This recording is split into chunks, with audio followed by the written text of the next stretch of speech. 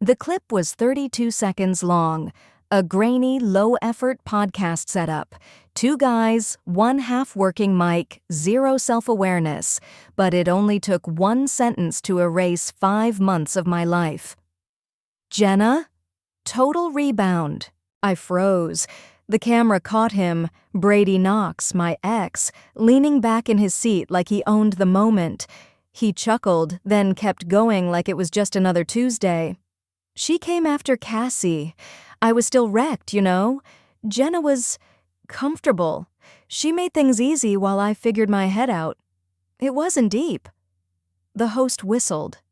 She knew that, right? Brady shrugged. She caught feelings I didn't. Cue laughter, a hard cut. Then the worst part, the bold yellow text layered on top of his smirking face. When your rebound thinks it's love. 3 million views, 45,000 comments. LMAO Jenna thought she was endgame, not him calling her emotional Uber Eats. Sis needs to log off and meditate. They knew my name. They didn't know my story. And Brady? He made sure it stayed that way. I didn't scream, I didn't cry, I didn't even text him. I just sat still for a minute, phone still in hand, thumb hovering above the screen, and stared at the paused frame. He thought he'd gotten the last laugh. He thought going viral meant winning. But I'm Jenna Collins. I'm not just someone's rebound. I'm not a side note. And I sure as hell am not some background noise in Brady Knox's redemption arc. Because unlike him, I don't need a mic to be heard. I have editing software, storytelling skills, and a following that trusts what I create. Brady Knox thought he could humiliate me in 32 seconds. I had a timeline, a hard drive, and receipts that spanned months. He called me a joke? Okay. Let's see how funny he is when the meme is him. I met Brady Knox at a networking mixer for creatives and tech freelancers, one of those rooftop events with too much canned wine and not enough personality. I was only there because my roommate begged me to get out of my editing cave. Brady wasn't even supposed to be there. He'd tagged along with his cousin, who worked for a UX firm. He told me later he almost didn't show up. I'm not good with crowds, he admitted, standing by the snack table with a crooked grin and too much confidence for someone eating baby carrots. He noticed the camera around my neck before he noticed my name. You shoot or edit? Both, I replied. I make people look more interesting than they are. He laughed. That's a hell of a tagline. He was magnetic in a slow burn way. No pickup lines, no flashy gestures, just present. The kind of guy who asked questions and actually listened. He made me feel seen in a room full of people trying to sell something. We started texting the next day. By the end of the week, we were grabbing tacos at a food cart downtown. By the second month, we were inseparable. I'm a freelance video editor and digital content creator. I work weird hours and get excited over things like LUT packs and motion blur transitions. Brady was different from the men I'd dated before. He worked in logistics, spreadsheet guy, checklist guy, but he was supportive in a way I hadn't expected. He'd sit next to me while I edited, offer feedback on my cuts, bring me coffee without asking. When a client ghosted me on a final invoice, he helped me draft a firm but polite follow-up email. He never made me feel like my job was silly. He told me I was the most creative person he'd ever met. We didn't label anything, not right away, but he left a toothbrush at my place, then a hoodie, then he had a key. Before I knew it, we were grocery shopping together and binge-watching docuseries in bed. It felt easy, like we were building something real. And yet, there were cracks I chose to ignore. He never posted me on social media. I don't like broadcasting my life, he said. When I asked about past relationships, he mentioned a long-term ex, Cassie, but never went deep. It ended messy, was all he offered. I didn't push. There were other moments, too. He'd zone out sometimes when we were talking. Once, I caught him watching a video Cassie had posted. His jaw clenched just a little too tightly. Still, I stayed. Because when you care about someone, you tell yourself they just need time. One night in late August, he cooked dinner, poorly, and we danced around the kitchen, laughing at how burned the garlic bread was. He kissed me on the forehead and whispered, "You feel like peace." That was the last night I saw him. The next morning, he left for a family thing. He said he'd call later. He didn't. Texts went unread. Calls went to voicemail. 3 days, then a week. Then I checked Instagram. There he was, on a weekend trip, with Cassie. Same bed and breakfast he once said he wanted to take me to. A photo of the two of them on the pier, her arms around his waist. The caption? "Starting over, where it all began." That was the punchline. He hadn't ghosted me. He had replaced me. I sat there on the edge of my bed, holding my phone, staring at their smiling faces. I didn't cry. Not right away. Just sat in that strange, buzzing silence where disbelief and clarity collide. I deleted his number. I archived our photos. I dragged a folder called Brady Raw Footage into the trash bin on my desktop and emptied it. For weeks, I said nothing. I went to work, edited videos, posted reels like normal. I smiled through shoots and kept my tone upbeat for clients. But something was different. A slow-burning ache just below the surface. Not just heartbreak, humiliation. He hadn't just left. He'd used me as a pit stop on his way back to someone else. And I let him. Or so I thought, until the day I opened TikTok and saw him on that podcast, laughing about me like I was some disposable plot point in his hero journey. That's when everything clicked. This wasn't just personal, it was public. And if Brady Knox wanted to turn me into a story, he was about to find out what happens when the editor takes control of the narrative. I watched the podcast clip a dozen times, not because I couldn't believe it, because I could. Every smirk, every pause, every word Brady chose confirmed what I had ignored for months. His laugh was cocky, careless, sharp-edged with pride. He was proud of what he did to me. And the internet? They ate it up. I scrolled through the comments on the repost. There were reaction videos, duets, a girl lip-syncing the line, "She caught feelings, I didn't," while pretending to delete her ex's hoodie. A guy reenacting the rebound arc like it was a reality TV character development trope. He's toxic, but at least he's honest. Jenna, blink twice if you need a content manager. The accuracy is painful and hilarious. Painful and hilarious. That's what I had become. I sat back in my chair, staring at the screen. My hand hovered over the delete button. Part of me wanted to vanish. Let the algorithm forget my name. Let the cycle die off. But another part, the part that had edited 30-second promos under brutal deadlines, that knew how to tell a story with music, color, and silence, that part stirred. This was what I did.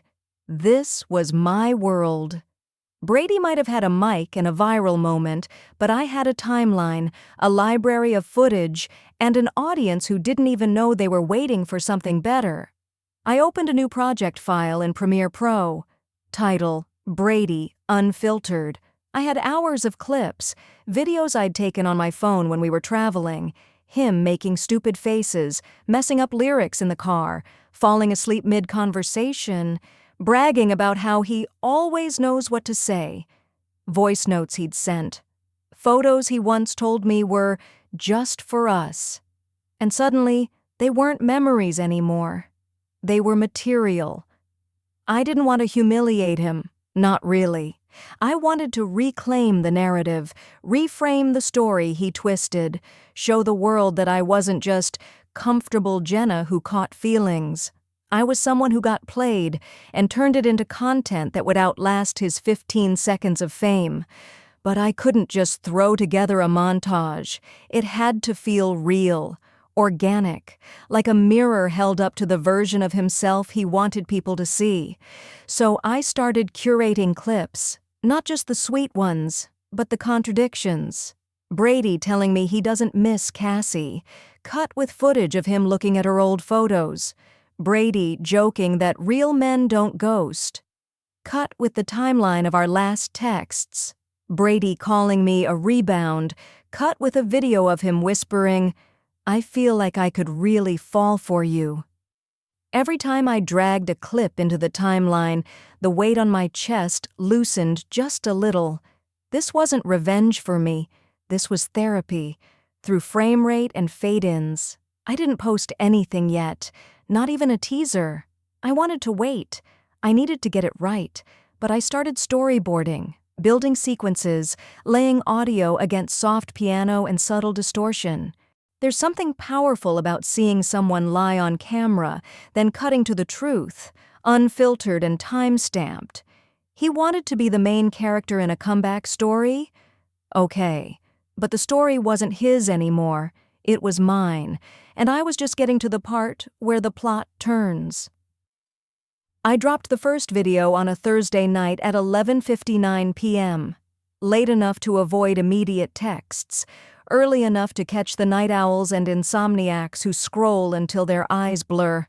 No context, no caption. Just a softly edited video. Brady in my apartment, spinning a fork like he was Gordon Ramsay, failing spectacularly at boiling pasta. A voiceover faded in, his own, from a voice memo he'd once sent me. "You make life feel easy again, like I can breathe." Then, a hard cut to the podcast audio. "Jenna? Total rebound." I didn't even put my name in the title.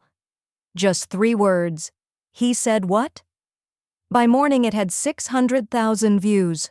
By noon, 1.4 million. People recognized him instantly. Someone cross-referenced the podcast. Another viewer found his old comment on one of my reels. It didn't take long before TikTok did what TikTok does: investigate, overanalyze, and build a narrative faster than any PR firm could ever hope to counter. I didn't stop there. The next drop was even sharper. POV, "You're a rebound but still met his mom." Footage of us at a family cookout, Brady's mom handing me a slice of pie, calling me a breath of fresh air, a boomerang of him lighting birthday candles while I filmed from behind the cake. Subtle, intimate, honest.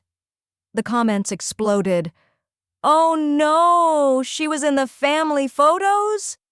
Bro didn't even soft launch, he hard launched her to his mom. "You don't bring rebounds to barbecues, that's a relationship." Brady didn't reach out, but I saw him watching. I checked my analytics. He viewed every story. One night I got a notification, "Brady Knox liked your post," then unliked it 5 minutes later. He was unraveling. And I wasn't even halfway through. I began what my audience jokingly dubbed the Rebound Chronicles. Each episode had a theme: love bombing for beginners, with actual clips of him saying, "You're the best thing that's ever happened to me." How to vanish after pancakes, a before-after timeline of the last night he stayed over, then total ghosting. Delete your lies before she downloads the footage. People weren't just entertained, they were invested. They started sharing their own stories in the comments. Others stitched my video with warnings, support, or reactions. A breakup therapist even did a breakdown of Brady's language patterns. One creator reposted my clip and called it the softest savage revenge arc I've ever seen. Brands started DMing me. A tea company offered to sponsor the next episode. A merch store reached out with mock-ups. One follower said, "Please make a shirt that says just a rebound." So I did. White tee, black type, Helvetica. Front, just a rebound. Back, ask me about my edit timeline. Sold out in 2 days. I wasn't just telling a story anymore. I was building a movement, but I didn't expose anything illegal. I didn't share anything Brady hadn't consented to. He was in the footage. He posed for those clips. He sent those voice memos. All I did was show the version of himself he never thought I'd save. He thought I was soft, passive, a stepping stone. But I'm a creator, a curator. He gave me content. I gave it context. And the difference between the two? One is forgettable. The other is unskippable. I knew I had hit the tipping point when the phrase, "just a rebound," started trending on Twitter, but it wasn't until someone added Brady's podcast clip into a TikTok dance remix, with captions mocking him word for word, that I realized we weren't just laughing at him anymore. We were laughing past him. He wasn't the guy who left. He was the guy who bragged about it and got edited into oblivion. The final video wasn't explosive. It didn't need to be. It was quiet, slow, controlled. I titled it, Rebound, Reframed. I started with a black screen, one soft piano note. Then, a text message from Brady from 3 months ago. "I've never met someone like you. Being with you feels like clarity." Cut to B-roll footage I never used before. Him napping on my couch, hoodie half-zipped, arms tucked in. Me laughing off camera as he messed up a pancake flip, a lazy Sunday morning, my feet on his lap, his hand scrolling through Spotify. Then the podcast quote again, but this time, instead of cutting hard, I slowed it down. She caught feelings, I didn't. Then silence. No voiceover, just footage of me, editing at my desk, looking into the camera. Not sad, not angry, just still. Final frame. You made me a punchline. I turned you into purpose. I posted it with no hashtags, no explanation, no follow-up. It hit 5 million views in 2 days. And then something strange happened. A comment started climbing to the top. It was from Cassie. Yes, that Cassie. The ex he had supposedly been mourning, the one he went back to. She wrote, "He said the same thing to me. I wasn't the rebound either. You just healed faster." 13,000 likes in the first hour, a follow-up from another account claiming to be someone he dated before both of us. Her message was blunt. He uses people like scaffolding, then moves on when the view is good enough. Suddenly, this wasn't just about me anymore. It was a pattern. And the internet? It has no patience for manipulators with a trail of receipts behind them. The original podcast clip? Deleted? The podcast account? Turned off comments, then locked, then went dark. Brady's social media? Silent. I didn't message him. I didn't need to. He sent me one DM the day after Rebound, Reframed hit the Explore page. "You made your point. You win. Can we just stop?" I didn't reply. Because it was never about winning. It was about truth. It was about taking back my voice in a world that tried to hand the mic to the loudest liar in the room. He wanted to be a story. So I wrote him in. Then I wrote him out. After the final video, I didn't post for 10 days. Not because I was hiding, because I needed space, to breathe, to feel what came after vindication. Not the high, not the applause, but the quiet. And in that silence, I noticed something strange. My DMs weren't full of gossip or questions about Brady. They were full of gratitude. You helped me leave someone I should have walked away from years ago. This story made me feel less stupid for being used. You showed me that healing doesn't have to be silent. Some were from women, others from men. One was from a mother whose daughter had been through something eerily similar. They weren't just reacting to my edits, they were responding to the truth behind them. The irony? Brady wanted to be the main character in his own comeback story, but in the end, I was the one people stayed for. My following doubled. Brands who had previously ignored my pitches started reaching out. An indie docu-series producer messaged me to ask if I'd consider consulting on a short film. One company wanted to buy the rights to the Rebound Chronicles. I said no. Not because I wasn't flattered, but because this wasn't about building a franchise. This was about finishing something on my terms. Instead, I started a new series. No revenge, no heartbreak, just real stories. I called it Unmuted. Each episode highlighted a different woman creating something from what nearly broke her. A ceramicist who sculpted through divorce, a dancer who came back from injury and rebuilt her body from scratch, a former lawyer who now paints full-time because it's the only place I feel honest. No background music, no overlays, just story, breath, light, voice. People stayed. Some told me they watched every week like a ritual. Others said they used the series as background motivation while they edited, wrote, or simply tried to get out of bed. It was the kind of engagement that felt real, not viral, valuable. As for Brady, the podcast disappeared entirely. His co-host released a 5-sentence apology video. It flopped. The comments were brutal. Brady himself went quiet. A few mutuals said he moved to Denver, changed his number, deleted his online presence. I didn't stalk, I didn't look, I didn't care. He left behind 30 seconds of mockery. I left behind something that actually mattered. I didn't post about him again. I didn't need to, because the truth is, when someone takes your voice from you and you get it back, you don't use it to scream, you use it to speak, to create, to own the silence they once made you feel small inside. And that's what I did.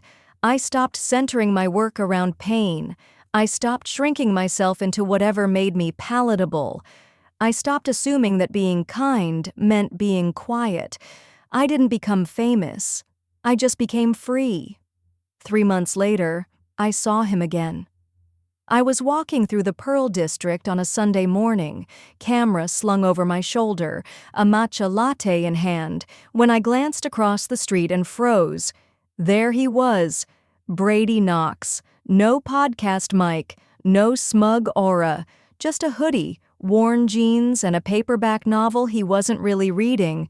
He looked smaller, not physically, but in presence, like someone who had faded out of his own narrative. He looked up.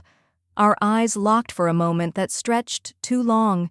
He didn't wave, neither did I, but he gave a small nod, a flicker of recognition, maybe guilt, maybe just habit. And I smiled, not with smugness, not with triumph, just peace. Then I walked past him and didn't look back. I didn't need closure.